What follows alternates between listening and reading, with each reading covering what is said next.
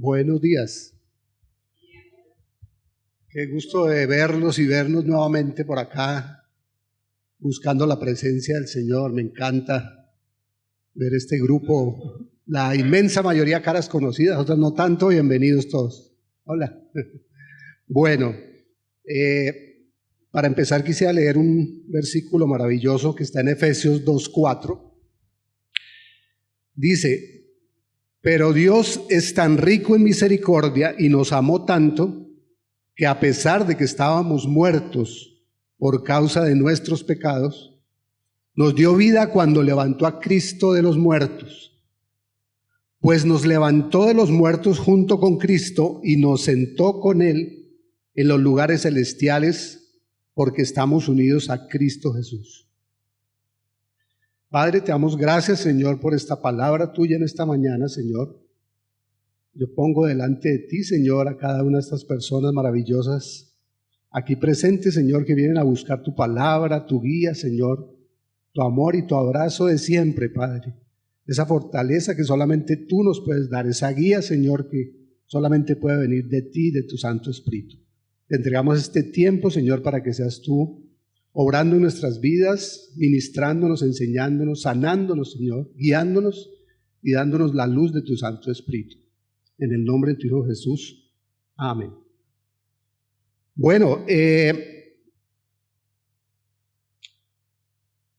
esta palabra de hoy tiene un nombre, tiene un título. El título es Envíame tu ubicación. Yo creería que la mayoría aquí, aún los que estamos muy jóvenes, sabemos, los que estamos llegando a los 50, sabemos de qué se trata esa expresión, ¿no? Envíame tu ubicación, pues es algo que los muchachos manejan hoy en día permanentemente. Entonces, envíame tu ubicación, de pronto para alguien que diga que no lo conoce mucho, pues es simplemente enviar a través del celular una señal que dice dónde estoy en este momento, ¿cierto? Les puedo confesar que a mí me costó trabajo hace unos años cuando empecé a manejar eso, porque me daban la ubicación y yo inmediatamente pedía la dirección, por si acaso. Los muchachos no necesitan eso, ellos saben cómo es la cosa, pero a mí me costó un poquito de trabajo. Y bueno, lo primero es recordar que entonces, a raíz de esto, envíame tu ubicación, pues yo diría que hay tres formas en que podemos hoy darle nuestra ubicación a otra persona. Una es esa, ¿no? Envíame tu ubicación, es lo más fácil, un WhatsApp y en cuestión de instantes ya sabe dónde estamos. La otra es un poco más tradicional, que es la dirección. Entonces yo estoy en la carrera tal, número tal con tal, apartamento tal, y eso no tiene pierde porque también la persona llega. Pero hay una tercera forma que seguramente también muchos de ustedes la conocen, y es la famosa dirección bugueña, ¿cierto? Esa es extraordinaria. A mí es la que más me gusta. A mí me puede mandar la ubicación, darme la dirección, pero le digo, déme la dirección bugueña de todas maneras. Esa no falla. Pero de pronto yo puedo imaginar que alguien de aquí o de quien nos está viendo allá en casa no sepa de qué se trata la dirección bugueña. Dice, bueno, ¿y eso qué es? Es más, yo estuve tratando de investigar vía internet de dónde venía esa expresión. Me causó curiosidad y la verdad no encontré la historia de dónde venía. Sí la describe y dice, bueno, la dirección bugueña es una dirección a partir de las señas, de los lugares, etcétera, etcétera. Pero como que no hay una explicación de la historia de esto. Por supuesto nació en Buga, nuestra querida Buga, pero la información no, o por lo menos no la encontré yo. Sin embargo, para las personas que quizá no recuerdan o no saben cómo es la dirección bugueña, aquí les voy a dar una muestra de eso. Resulta que llega a Buga un parroquiano a visitar a su hijo que estaba prestando servicio militar en el batallón Palacé. Ya quienes conocen Buga ya saben de qué estamos hablando. El bus lo deja en la terminal de transportes. Este era un hombre humilde y con poco dinero, entonces pregunta la dirección a una señora que está en una esquina vendiendo chontaduros, ahí en la terminal. ¿dónde queda el batallón Palacé? Y la señora le dice, bueno, coja derecho por esta, perdón, por esta avenida que se llama del Señor de los Milagros. Suba hasta el semáforo que se ve arriba unas 3 cuadras. Cuando llegue allí, suba otras 5 cuadras hasta donde se ve la iglesia de la Basílica. Cuando esté allí, agarre 2 cuadras y media a la derecha. Luego suba 2 cuadras.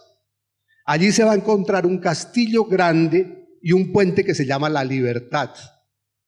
Siga subiendo 3 cuadras y ahí se encuentra un semáforo. Siga otra cuadra arriba y se va a encontrar otro semáforo. Y allí hay una estación de gasolina que se llama La Reina. La vía se divide en 2, una a la izquierda, otra a la derecha. Coja la vía de la derecha rumbo a la loma y suba derechito, 1, 2, 3, 5, 8 cuadras. Allí hay un lugar que se llama El Palo. El dueño de ese lugar se llama Carlos Caicedo. Pregunte por él, que él le dice dónde queda el batallón Palacé.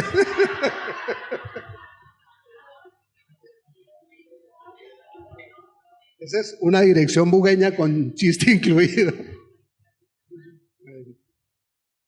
Entonces, bueno, entremos ahora sí en materia. Imaginemos entonces que por un momento Dios nos dijera eso, esa frase, envíame tu ubicación. ¿A qué se estaría refiriendo el Señor si de pronto nosotros escuchamos esa frase, envíame tu ubicación? ¿Será que Él no sabe dónde estamos? Pues lo sabe todo, ¿no? ¿O será que quiere nuestra dirección para mandarnos algún milagrito por ahí o algo? Tal vez no, ¿no? Si escucháramos esa frase de parte de Dios, envíame tu ubicación, probablemente, y es la reflexión que quiero invitarlos hoy, nos está preguntando en dónde estamos espiritualmente hablando. Envíame tu ubicación, ¿dónde estás? ¿Y cómo le podemos responder a Dios? ¿Le damos la dirección, le mandamos un WhatsApp o le damos una dirección bugueña? Muy complicado. Hablar de eso, de dónde estamos ubicados espiritualmente, no resultará tan fácil. Y yo creería que estas imágenes que vamos a ver ahora, esta primera imagen, nos puede empezar a ayudar un poco al respecto de qué es lo que probablemente Dios quiere en el momento en que nos preguntase algo como eso, envíame tu ubicación. ¿Tenemos por ahí la primera imagen? Gracias.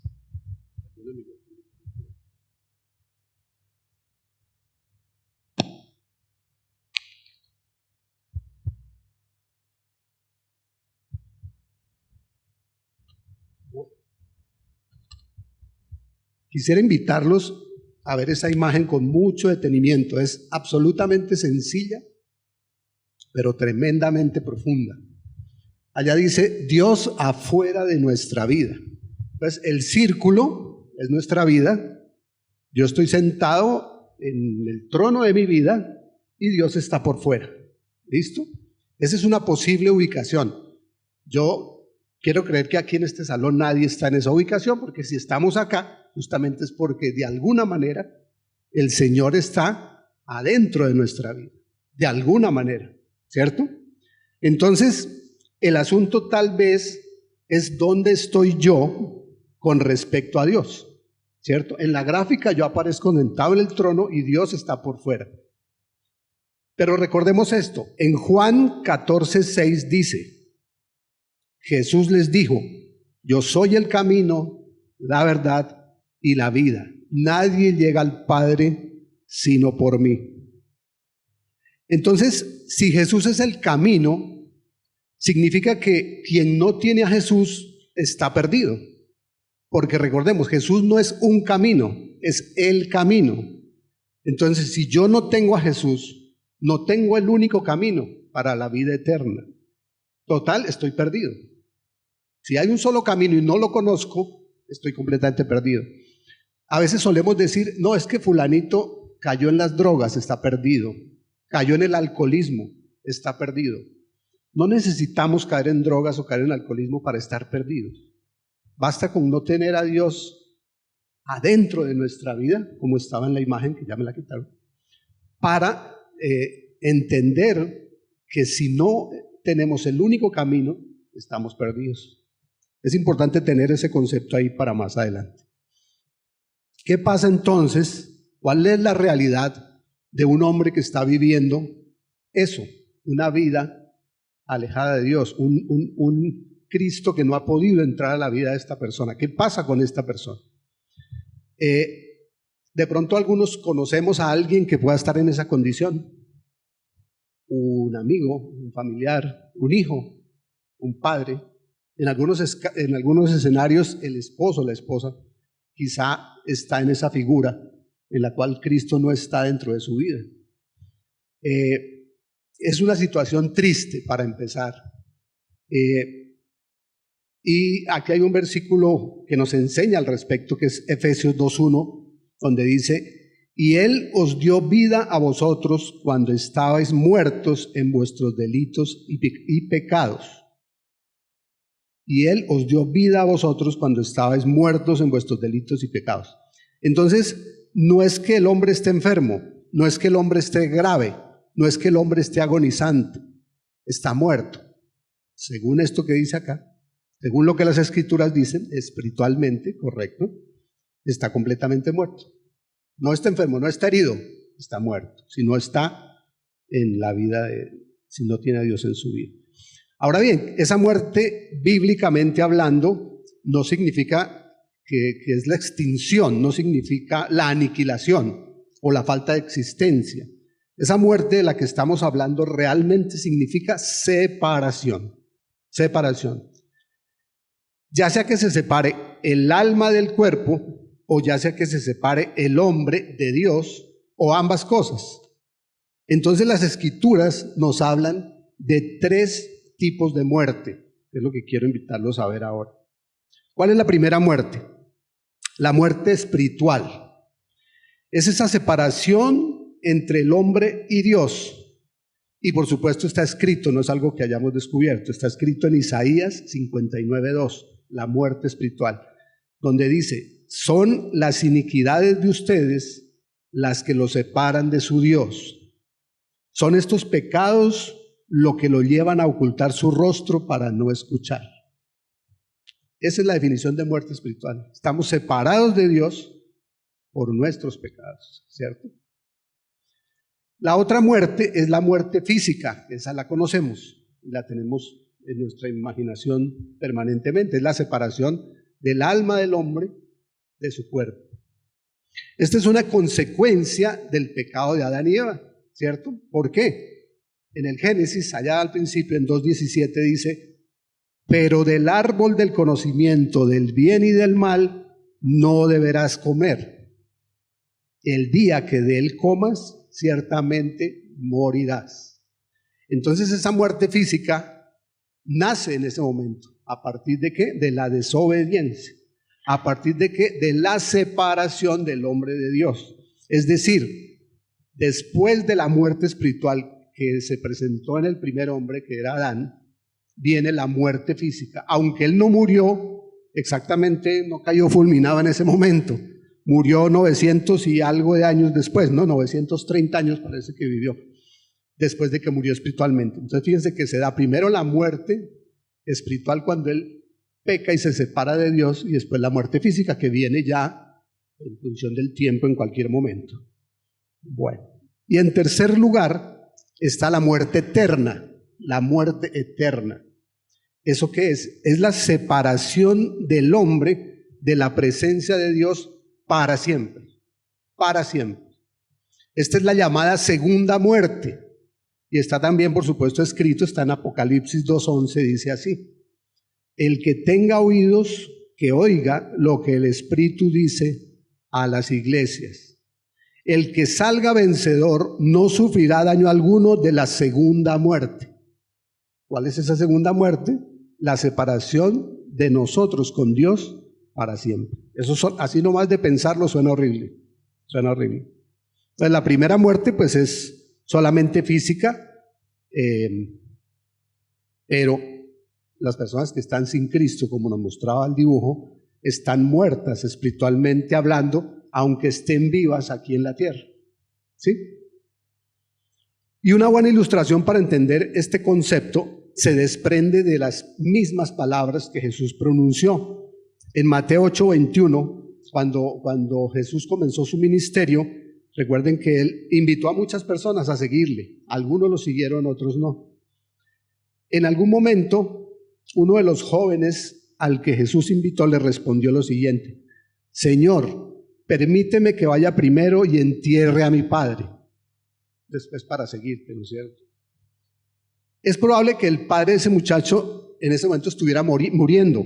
Entonces, claro, el muchacho dijo: tengo que estar pendiente de mi papá que está muriendo, luego deme una esperita para yo seguirlo después.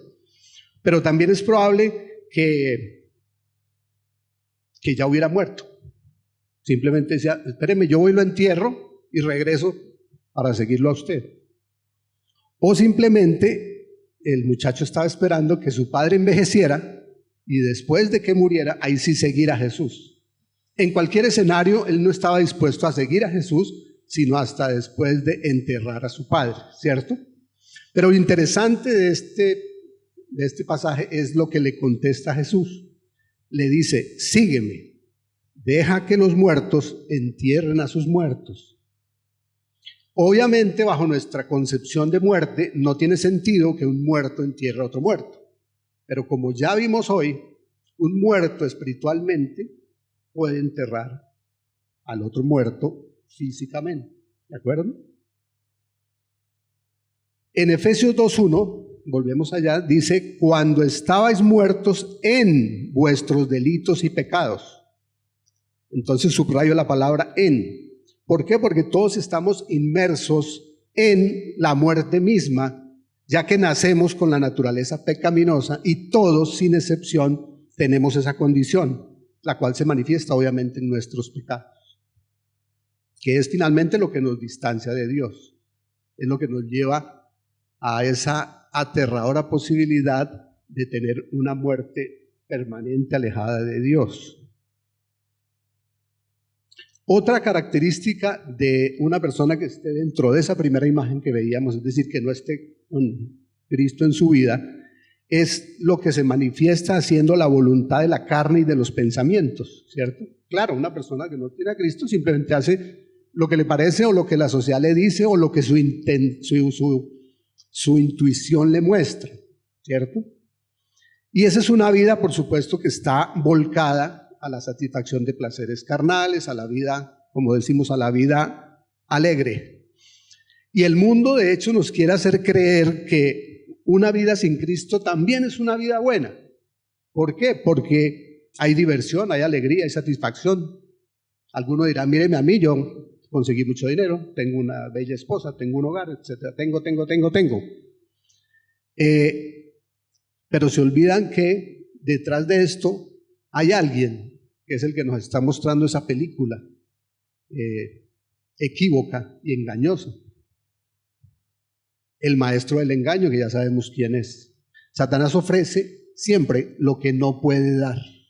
Él siempre nos está mostrando lo que él no es capaz de dar. Entonces, ¿qué nos muestra? Gozo. La vida es para gozarla, hágale. Él no puede darnos gozo, lo ofrece, pero no nos lo puede dar. Y si quiere, hagamos un repaso por todo lo que es el fruto del Espíritu Santo y Él nos va a ofrecer todo. Amor, no lo puede ofrecer. Gozo, tampoco lo puede ofrecer. Paz, bueno, paciencia, dignidad, bondad, etc. No lo puede ofrecer Satanás, no lo puede cumplir. Lo ofrece, pero no lo puede dar. Entonces, quizás probablemente alguien pueda decir: pero yo conozco personas felices. Claro, probablemente sí. Encontraron el camino del éxito, encontraron el camino de la prosperidad, encontraron el camino de la fama, encontraron el camino de la preparación académica, cualquier cantidad de caminos, unas carreras exitosas, etc. Pero olvidan que la vida eterna no empieza el día que morimos, sino que empezamos a construirla desde ahora. Ahí está la conexión con lo que estamos hablando, de que nosotros, que sí está en nuestras manos, evitar esa muerte eterna. Porque ¿qué sentido tendría que la eternidad empiece el día que morimos? Entonces podemos decir: pero yo no tuve oportunidad de haber trabajado en construir la vida eterna para mí, pero sí la tenemos, claro que la tenemos, desde siempre la tenemos. Y es entender que no podemos vivir en esa figura en la cual Cristo no está dentro de nuestra vida. Veamos por favor la segunda imagen.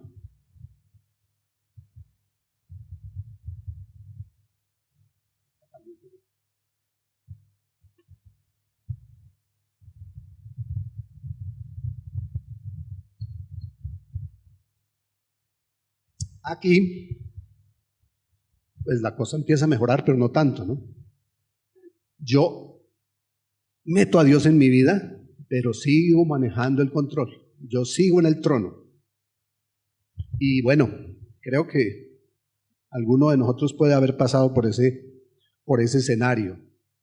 Y yo diría que esta imagen es tal vez más dolorosa que la anterior. Porque en la anterior, por lo menos cabe una excusa. Mucha gente que no tiene a Dios en su corazón dice, pero es que a mí nunca nadie me ha hablado de Jesús. Es que yo no entiendo esa cosa de Jesús. ¿Cómo es eso? O sea, no me cabe en la cabeza, porque somos demasiado racionales, demasiado, si le podemos poner la palabra, científicos. Queremos explicaciones completamente lógicas y el amor a Dios no tiene lógica. Es más, el amor a Dios es en reversa, todo es al contrario con Dios. Entonces estas personas pueden decir, yo no conozco a Dios, nadie me ha hablado de Él. Y es impresionante ver las cifras de personas que en toda la historia de su existencia jamás han oído la palabra Jesús. Son cientos de millones, no tengo la cifra, pero sé que son cantidades enormes de personas.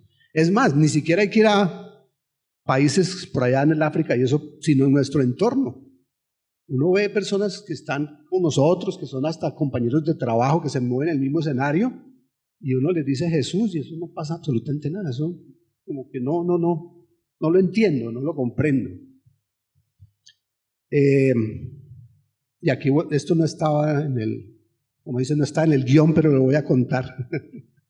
Porque es que ¿por qué voy a contar esto? Porque hace unos días estuvimos con mi esposita en un congreso internacional en Bogotá, un congreso de parejas, y no sé si a ustedes les ha pasado, cuando uno va a esos congresos, pues regularmente hay charlas muy buenas, otras no tanto, y a veces hay conferencias malas, y así, es lo normal, ¿cierto? Este seminario que duraba 3 días completamente inmersos, de 8 de la mañana a 6 de la tarde, pues tenía conferencistas de todas partes del mundo, y extraordinarios, todos maravillosos, porque todos eran miembros de una organización que se llama Family Life, y son gente que está permanente trabajando para la familia, permanentemente, en todo el mundo. Entonces hay unas charlas maravillosas. Y con mi esposa pues hicimos todo el seminario, pero pasa que seguramente a ustedes les ha pasado que en un solo instante, en una sola frase, escuchamos algo que en este momento ella y yo nos miramos y dijimos, valió la pena venir a este seminario. Independientemente de que hemos oído cualquier cantidad de charlas y de conferencias, una sola frase valió la pena. Y la traigo porque tiene que ver con esto que acabamos de mencionar acá, de esas personas que dicen, Jesús, yo no lo conozco, ¿quién es? ¿Cómo es eso? Entonces, ¿cuál fue la frase que escuchamos y que nos impactó a mi esposa y a mí? Va dirigida a las damas, pero a los caballeros. Ahí empieza la cosa. La persona que estaba dando la charla, es más, terminó su charla y al momento ya de despedirse, contó esta situación. Hagan de cuenta, señoras, que la mejor amiga de ustedes no conoce a Jesús. Usted sí, pero su mejor amiga no conoce a Jesús. Y un día llega esa mujer y le dice a usted, señora, ¿cómo es eso del amor de Jesús? Yo quiero saber cómo es el amor de Jesús, ¿eso qué es? Y esta mujer le responde, ¿quieres saber cómo es el amor de Jesús? Mira cómo me ama este hombre. Y señala a su esposo. Entonces nos miramos con mi esposa y dijimos, wow, qué reto tan extraordinario poder decir algún día que mi esposa pudiera decir eso de mí, y me podía morir en ese momento y despedirme tranquilo, que pueda decir, ¿quieres ver el amor de Jesús? mira cómo me ama este hombre. Impactante, ¿no? Y obviamente opera en sentido contrario también. ¿Quieres saber cómo es el amor de Jesús? Mira cómo me ama esta mujer. Tremendo, ¿eh? Bueno, me vuelvo a conectar con el tema. Ese es un paréntesis ahí pequeñito. Entonces, en esa segunda imagen vemos que ya hemos decidido meter a Jesús en nuestra vida, pero el control lo seguimos manejando nosotros, como el control del televisor. Entonces, ¿qué papel juega Dios en ese segundo escenario? Que Él está ahí, pero está más como un Dios bombero. Está cerca, yo cuando lo necesite lo llamo. Necesito un milagrito, necesito apagar un incendio, necesito ayuda. Entonces yo echo mano y lo llamo, ¿no es cierto? Ese es como el papel que Él podía estar haciendo en esa segunda imagen que vimos.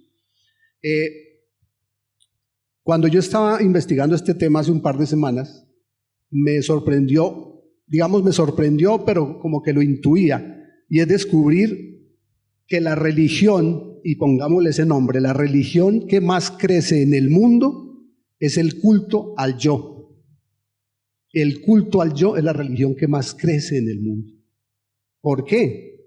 Porque eso no sucedió hace 15 días, o 20 días, o en el siglo XXI, porque eso viene también desde Adán y Eva. En el mismo escenario donde estábamos ahora, allá ubicados, allá nació el culto al yo. Cuando el enemigo le echó el cuento a Eva y le dijo, ¿quieres ser como Dios? Come del fruto prohibido. Y ese fue un acto tremendo de egoísmo, porque eso era, imagínense, llegar a ser como Dios.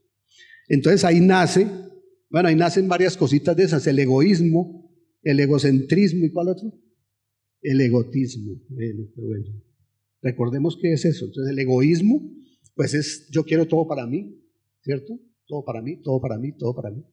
El egocentrismo es todo gira alrededor mío, yo soy el centro, todo lo demás, mi familia, el trabajo, la gente, todo el planeta gira en torno a mí, yo soy lo más importante.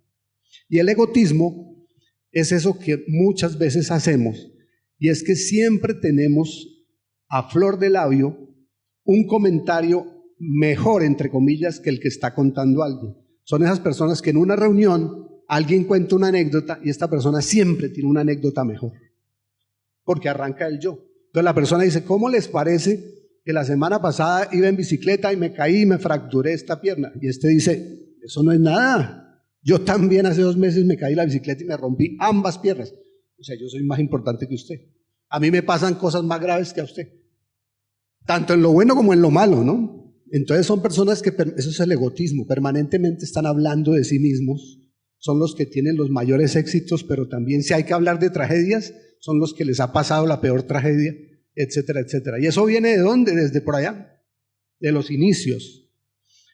Hay un par de autores americanos escribieron un libro que se llama De buena fe, ser cristiano cuando la sociedad piensa que eres irrelevante y extremista.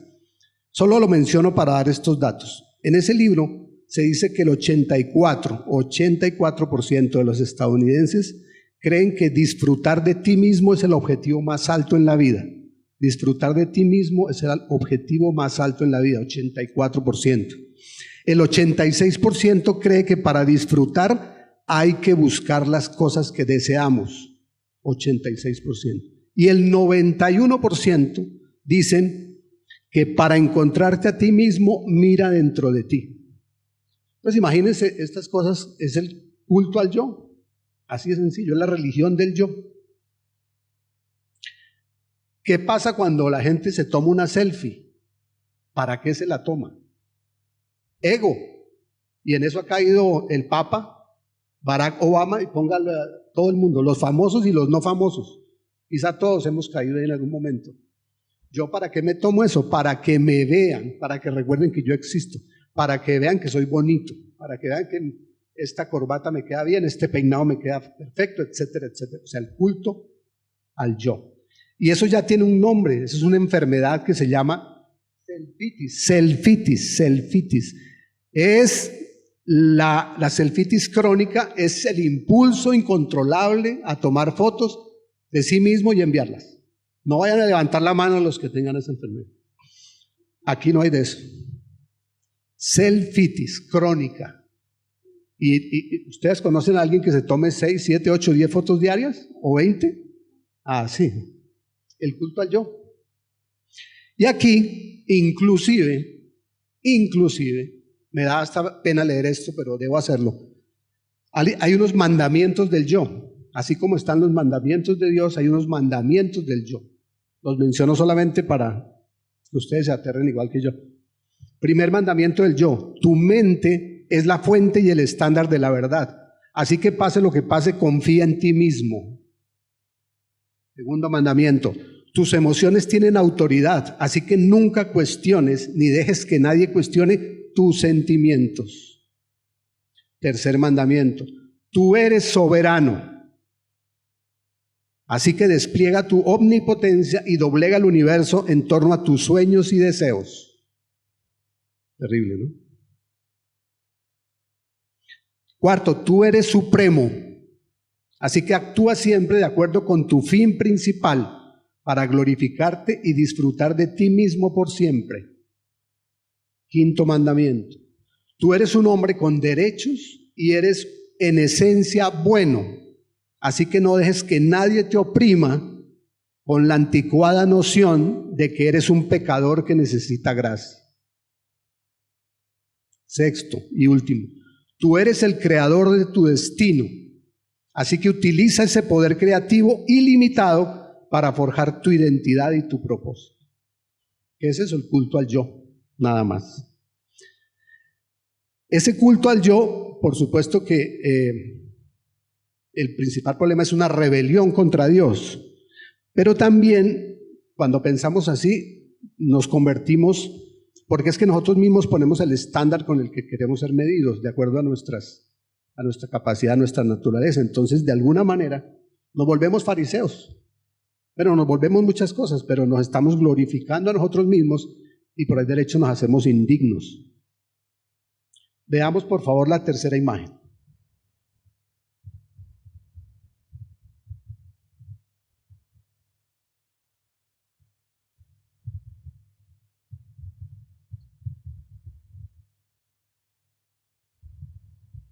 Bueno, esta es como más divertida, ¿cierto? Esta es un poquito mejor. Está Dios dentro de mi vida, pero Dios al control de mi vida. Y yo estoy a prudente distancia, a un ladito. Quizás esta debería ser la respuesta que le demos a Dios cuando nos mande un WhatsApp diciendo: envíame tu ubicación. Entonces yo le digo: Señor, yo estoy a un ladito, pero tú estás al control. Esa es mi ubicación, debería ser mi ubicación. Ahora bien, entendamos también qué significa esto. ¿Cómo saber que Dios está realmente al control? Porque es muy fácil nosotros decir: no, claro, yo le entrego todo a Dios. Mentiras. Nosotros somos los que estamos resolviendo, decidiendo, opinando, ejerciendo, etcétera, etcétera, etcétera. Pero decimos que Dios está al control. Entonces, ¿cómo saber que Dios está realmente al control? El concepto de que Dios tiene el control sobre todo es lo que se llama la soberanía de Dios. Nada nos da tanta fuerza y tanta confianza como entender eso, la soberanía de Dios. Cuando uno realmente entiende lo que es la soberanía de Dios, ahí, como dicen, no hay poder humano que atraviese, yo lo tengo todo, porque tengo la convicción profunda de que Dios está al control. Y cuando Él tiene el control, todo nos ayuda para bien a quienes creemos en Él. Entonces, esa soberanía me permite a mí ir por la vida de otra manera, entendiendo que cada circunstancia, por difícil que sea, está bajo su control. Que toda tormenta, por oscura que parezca, está bajo su control, y así sucesivamente. Finalmente Dios hace lo que quiere, lo que le place hacer. Y Él está al control de cada molécula que hay en el universo, es decir, de todo. Nos cuesta trabajo entender eso. En Isaías 14:24 dice: el Señor Todopoderoso ha jurado, tal como lo he planeado, se cumplirá, tal como lo he decidido, se realizará. Es decir, que nada es aleatorio o llega por casualidad. Él lo tiene planeado absolutamente todo. Entonces, ya finalizando, entendamos exactamente cuánto control tiene Dios. Y esta es una pregunta que parece en contrasentido, pero la traigo porque hay un concepto relativamente novedoso que se llama el teísmo abierto. El teísmo abierto es pensar que Dios sí es poderoso, Dios sí tiene el control, pero como nosotros los seres humanos tenemos nuestro libre albedrío, Dios no puede manejar el futuro porque Él tiene que esperar a ver nosotros qué hacemos. Entonces es reconocer, entre comillas, la soberanía de Dios, pero bajo la condición de que el ser humano es quien está con sus decisiones y con sus actuaciones transformando el futuro. Y resulta una posición, entre comillas, interesante, pero obviamente tremendamente peligrosa, porque en ese punto obviamente no le estoy dando el control a Dios. Le estoy diciendo a Dios que sí tiene el control, pero que cuidadito porque yo decido. O sea, estamos graves. Entonces, Dios no está tratando de averiguar qué va a hacer el hombre para ver qué viene en el futuro. Porque si fuera así, eso nos haría como Dios a cada uno de nosotros. Porque Dios estaría pendiente de qué hacemos para Él poder actuar. Y obviamente no es así. Él ya tiene decidido lo que va a pasar con nuestras vidas desde antes que se fundara el mundo, pero no. Pero nos cuesta trabajo entender eso porque nuestra mente, nuestra capacidad quizás es limitada para comprender semejante cosa tan grande. ¿Cómo es posible que Dios tenga el control de todo esto y de todos nosotros uno por uno? Y de que no haya una hoja que no se mueva si Él no quiere que se mueva. Es un concepto muy complicado de entender. Sin embargo, basta con entender que Dios es quien mueve todas las cosas, así de sencillo. Él no necesita nuestra ayuda, no necesita nuestro libre albedrío. Si Él dependiera de lo que nosotros hacemos, repito, nos volveríamos como dioses, porque Él estaría dependiendo de nuestras acciones, ¿cierto? Y volvernos como dioses es una mentira que ya escuchamos. ¿Dónde? En el paraíso. Cuando llegó la serpiente y le dijo a Eva, ¿quieres ser como Dios? Coma del fruto prohibido. Es decir, desobedezca. Pues fíjese la conexión. Yo obedezco y me acerco a Dios. Desobedezco y me aparto de Él. ¿Cierto? Entonces, conclusión, para que Dios esté en el trono, donde estaba en la última imagen, no me necesita a mí. Él está ahí por su naturaleza, por su soberanía. En Daniel 4:35 dice lo siguiente: ninguno de los pueblos de la tierra merece ser tomado en cuenta. Dios hace lo que quiere con los poderes celestiales y con los pueblos de la tierra. No hay quien se oponga a su poder ni quien le pida cuentas de sus actos. Algunas personas incluso piensan que el enemigo, el diablo, tiene una parte del control. Que Dios sí es soberano y todo, pero que hay una parte donde el diablo mete la mano y puede controlar algo de lo que sucede en el mundo. Tampoco, porque Dios no está esperando a ver qué hace Satanás para ver él por dónde coge. Él no está esperando a ver qué hace. Él no está pendiente de qué hace. Y para entender esto, hay un pasaje hermoso que lo traigo acá, y creo que ya vamos terminando. En el libro de Job, dice, llegó el día en que los ángeles debían hacer acto de presencia ante el Señor. Y con ellos se presentó también Satanás. Y el Señor le preguntó, ¿de dónde vienes? Vengo de rondar la tierra y de recorrerla de un extremo a otro, le respondió Satanás. ¿Te has puesto a pensar en mi siervo Job? Volvió a preguntarle el Señor. No hay en la tierra nadie como él. Es un hombre recto e intachable que me honra y vive apartado del mal, le respondió Jesús. Satanás le contestó, ¿y acaso Job te honra sin recibir nada a cambio? ¿Acaso no están bajo tu protección él y su familia y todas sus posesiones? De tal modo has bendecido la obra de sus manos que sus rebaños y ganados llenan toda la tierra. Pero extiende la mano y quítale todo lo que posee, a ver si no te maldice en tu propia cara. Satanás reta al Señor y le dice, quítele a Job lo que tiene, y verá que ese tipo se le voltea. Entonces, ¿qué? ¿Qué le dice el Señor? Muy bien, le contestó el Señor, todas sus posesiones están en tus manos, se las entrega, con la condición de que a él no le pongas la mano encima. Dicho esto, Satanás se retiró de la presencia del Señor. Llegó el día en que los hijos y las hijas de Job celebraban un banquete en casa de su hermano mayor. Entonces un mensajero llegó a decirle a Job lo siguiente: mientras los bueyes araban y los asnos pastaban por allí cerca, nos atacaron los de Sabá y se los llevaron. A los criados los mataron a filo de espada. Solo yo pude escapar y ahora vengo a contárselo a usted. Terrible para Job, ¿no?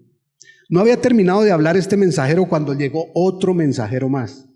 Y dice, del cielo cayó un rayo que calcinó a las ovejas y a los criados. Solo yo pude escapar para venir a contárselo.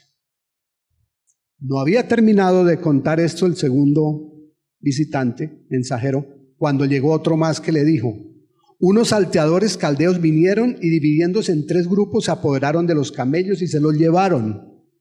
A los criados los mataron a filo de espada, solo yo pude escapar para venir a contar.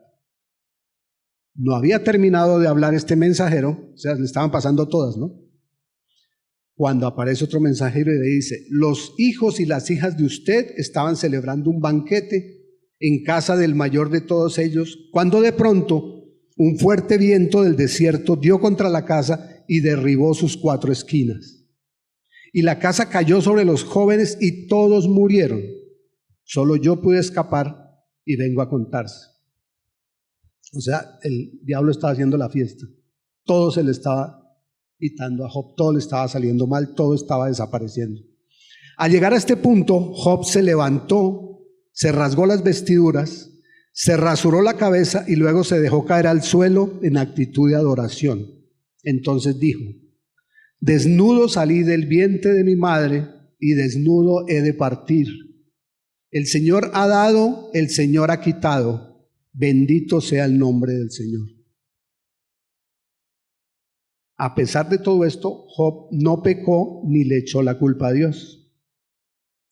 Así que, de alguna manera, Dios le dio permiso a Satanás de hacer eso que Dios le permitió hacer, pero no más. Entonces Satanás está bajo el estrado de los pies del Todopoderoso. No es que Dios esté esperando a ver qué hace Satanás para salir a reaccionar, a apagar el incendio, como lo acabamos de ver aquí. Dios tiene el control y tanto Satanás como su ejército intentan frustrar los planes de Dios, pero no lo logran. Satanás sabía desde antes, desde el Antiguo Testamento, todo lo que iba a suceder. Él sabía que Jesús iba a venir a la tierra, sabía que iba a ser traicionado, que iba a ser crucificado y que iba a resucitar y que iba a ofrecer la salvación a millones de personas. Y no tuvo forma de evitar que eso pasara y nunca la va a tener. Esa es nuestra certeza de saber de que está Dios en esa figura que está ahí, que es la de tenerlo en nuestra vida sentado en el trono.